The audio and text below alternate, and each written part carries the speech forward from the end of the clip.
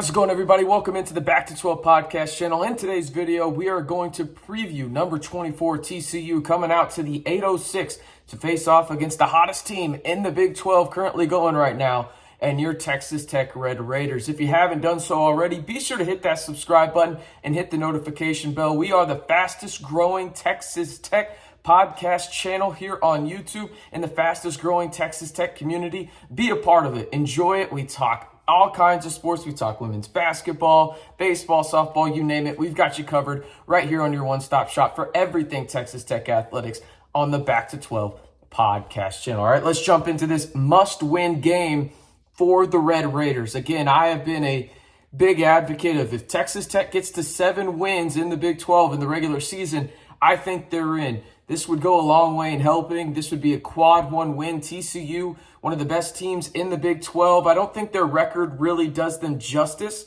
mostly because Mike Miles, Eddie Lampkin, those guys have been battling through injuries all year. I think they're a really, really good team out in Fort Worth. If you look at where they're ranked right now currently in the net, they are also the 24th team in the country. They have 5 quad 1 wins. So Texas Tech and TCU could be tied with the same amount of quad 1 wins once this game is over. Unfortunately for Texas Tech, one of their quad 1 wins got taken away. Why? Because Oklahoma fell down in the rankings. So obviously that's not ideal. But in this game right now, if you look at ESPN, they have a BPI of Texas Tech winning with about 55%. Again, doesn't mean much, but Texas Tech is starting to get respect, and the line is not out at the time of this recording, but I wholeheartedly expect Texas Tech to be favored in this matchup against the TCU Horned Frogs. Now, it's an 11 a.m. tip-off, on Saturday morning. I think that fully goes in the favor of the Red Raiders. I think it's going to be a hostile crowd there in the 806. I think there's going to be a ton of students out there. I think Lubbock's going to come out and support him too, but really it all comes down to what happens on the court and the matchups that Texas Tech presents. When it comes to TCU, you got to know where Mike Miles is and you got to know where Eddie Lampkin is. If you remember the first time Texas Tech played this team out in Fort Worth, really you could argue Texas Tech probably should have won that game, but instead they kind of gave it away with the turnover machine in the second half. I don't expect that to happen. I think Texas Tech is going to come out and play arguably their best game of the season. They know what's at stake here against TCU. You win this game, you're going to Lawrence, Kansas, and if you can pull off an historic upset up there in Kansas, you're in the NCAA tournament. But first it starts with this game, right? You have to beat TCU, and then I think you have to beat Oklahoma State. And the way that you beat TCU is really this. Do what you've been doing. I don't think it's that complicated right now. I think Texas Tech needs to assert their dominance with Fardaws. Get Eddie Lampkin out on the perimeter and really try and see what he can do laterally against Fardaws. Now, they're equal size and everything like that, and I think Ed can really move out on the outside of the perimeter, but I want him to prove it. I want him to be away from the basket so that doesn't allow there to be a clog down there. I want Texas Tech to be able to roam freely and be able to have open lanes to cut to the basket. Now, the way that they can do that, I'll talk about after this real quick. Let me know down in the comments your score prediction for number 24 TCU and Texas Tech. It'll be in the pinned comment below. Just leave me your score prediction and who you got winning on Saturday morning out in the 806. All right, the way that I think Texas Tech can get TCU to really go to the game that the Red Raiders want to play is this. Obviously, getting the big away from the basket. I think TCU has a ton of guys that are switchable. You got Bohannon out there. You got other guys as well. Obviously, Micah Peavy, the Texas Tech transfer from a few years back. They've got some guys that can play defense out on the wing. What I really want to see is I want to see them push the envelope, and I want to see Devion Harmon get downhill as much as possible. And the way that you do that is you bring Fardaws out at the top of the key, right?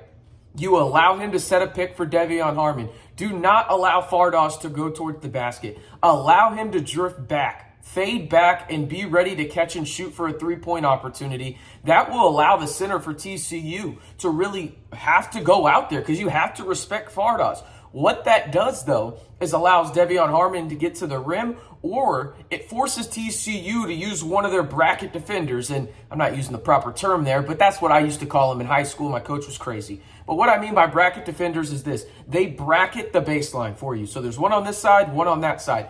It will allow one of those guys in the corner off of Kevin O'Banner to drift in, or it will allow the guy to drift in off of Jalen Tyson on the left side, and then Devion Harmon has the opportunity to choose what he wants to do.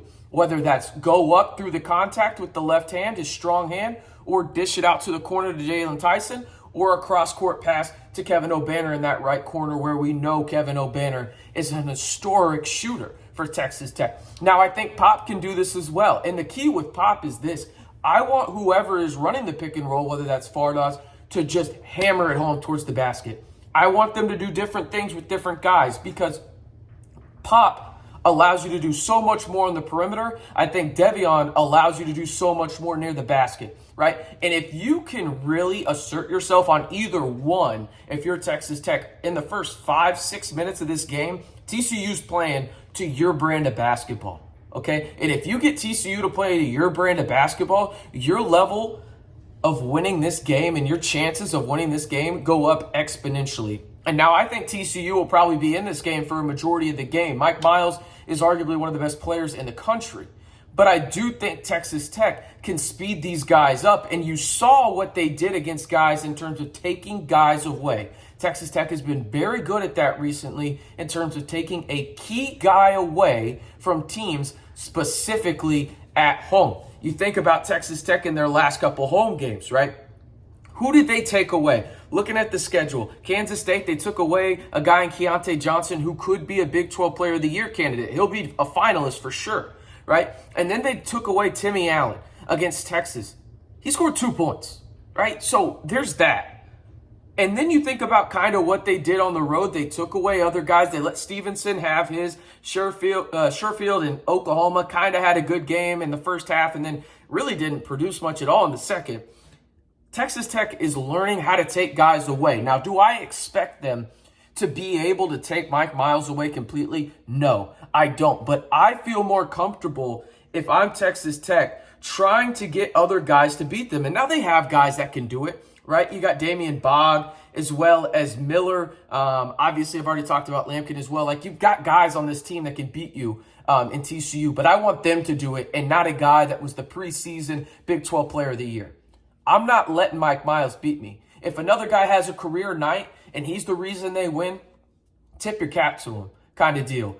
But I cannot allow in good faith Mike Miles to beat me if I'm Texas Tech. And I think there's a multitude of ways to do that. You send doubles, especially on the pick and roll. Make him pass out of length, right? When he goes up and Eddie Lampkin goes up for a screen, let Fardaws stay up there and you rotate Kevin O'Banner to the diving Eddie Lampkin and you figure it out from there. Make TCU make a difficult pass, a cross-court pass with the length that Texas Tech is playing with and the energy that Texas Tech is playing with. They can do it sometimes, but I don't think TCU will be able to do it consistently enough if Texas Tech can provide that strategy, right? And again, what I'm talking about is when Mike Miles gets a pick and roll anywhere on the floor, I want them to attack double him. I don't want you to roll with that guy wherever he goes, fade with that guy if you're coming up there on the pick and roll. Stay there, do a double, trap him a little bit, and force him to make a good pass and decision out of the double. He's more than capable of doing it, but if you make him do it a lot, he's bound to mess up. Just because, again, it's tough passing out of doubles, and I want to make Mike Miles' life as difficult as possible. Because if his life is difficult, that means somebody else is having to beat you. And I want TCU to be able to prove that because I think Texas Tech has 4 or 5 guys that can score double figures whenever they need to. They proved that against OU. They had 4 guys, damn near 5, scoring double figures. And I think you're going to have to game plan for so many things if you're TCU that somebody's going to have a good night for you, whether that's Devion Harmon, Pop, Tyson, Fardaws, Kevin O'Banner, whoever it may be. Texas Tech has to win this game, and they're in a good spot right now, but they have to contain Mike Miles. One more time, let me know down in the comments, who do you got winning, score prediction and all, for this matchup out in the 806 where the number 24 TCU Horned Frogs come to Lubbock, Texas in a must-win game for Texas Tech. if they want to make the NCAA tournament. I'm RC Maxfield reminding you one more time for the latest Texas Tech news and rumors. You know what to do. Hit that subscribe button to stay in the know all year long right here on the Back to 12 podcast channel.